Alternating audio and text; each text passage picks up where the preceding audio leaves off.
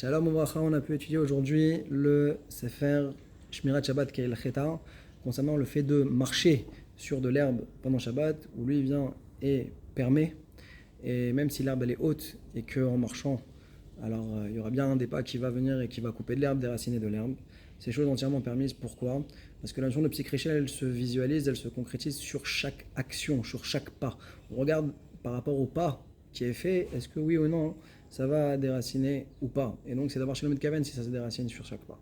Par contre, si on dit que la notion de psychréché c'est sur la totalité, sur toute la marche qui va être faite, ou là sur l'ensemble de ce qui va être fait, c'est ça qu'on doit regarder, c'est ça l'amplitude qui doit être vue.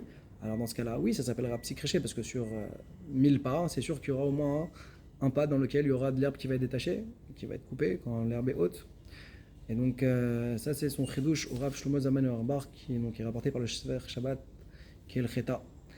Le Mishnah Berurah, lui, rapporte dans la halacha, il dit Afilu l'elech alehen bimera, même marcher, c'est efchar que même de marcher sur de l'herbe avec rapidité, eh bien, ce soit quelque chose qu'il faut tzarich les airs, il faut s'en empêcher de marcher.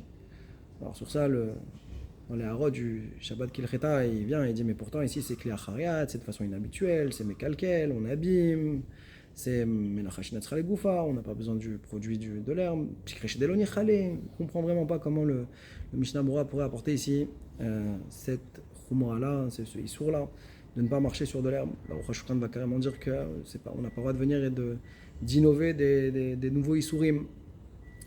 En tout cas, ici, il en ressortirait que d'après le Mishnah Berurah, sur cette halakha de marcher sur de l'herbe, c'est parce que lui, il considère que la notion de psychréché, il ne faut pas regarder juste chaque pas, le pas comment il est fait. C'est la totalité de la distance qui va être parcourue.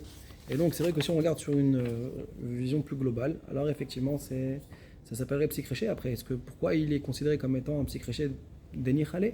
Alors, il répond en disant que faut dire qu'ici, comme il dit dans le Bureau Halakha, qu'il est intéressé que l'herbe se retire pour que s'il fait le chemin aller-retour ou qu'il repasse une prochaine fois, alors il soit content qu'il n'ait pas l'obstacle de l'herbe haute qui soit présent.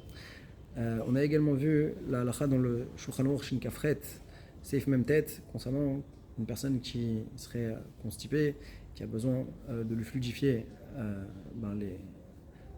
la sortie de ses besoins. Alors, ils utilisaient une ptila, comme une forme de suppositoire, qui rentrait, qui sortait à plusieurs reprises, donc pour fluidifier. Et nous dit le Shulchan Aruch que quand on va utiliser cette ptila en question, alors il faut le faire béchinouille, de façon inhabituelle, et donc la manière comment le prendre, en plus de ça, il faut le faire délicatement, tout doucement. Maintenant, la question il se pose, pourquoi tu m'imposes toutes ces restrictions-là? Alors réellement, c'est parce qu'on a peur qu'il y ait une notion de psychréché, qu'on va venir et arracher des poils. Parce que si on regarde de façon globale, dans la totalité de la durée que ça prend pour pouvoir soulager cette personne-là, alors il y aura plusieurs mouvements d'aller-retour. Et donc ça va être psychréché sur le fait d'être Asharat Nimin, d'arracher les poils, et donc ça serait un issour. Sur ça, le Biur Halakha explique que pourquoi ici c'est considéré comme étant un psychréché. Parce que justement, comme ce qu'il a dit dans le Mishnah Berurah, concernant le cas de l'herbe, c'est qu'on regarde la totalité des fois où on va rentrer et sortir la ptila en question. Et donc, sur un angle de vue global, c'est effectivement un psychréché. Mais il reste qu'à la fin, quand même, ils disent que Efshar de Chashvu Eze, les psychréchés, la Sharat Nimin, Vadain Tsarechioun, il reste quand même en Tsarechioun sur cette définition-là, parce que justement, c'est pas forcément clair que la notion de psychréché soit qu'on le voit sous la totalité et non pas de façon séquencée, de façon indépendante.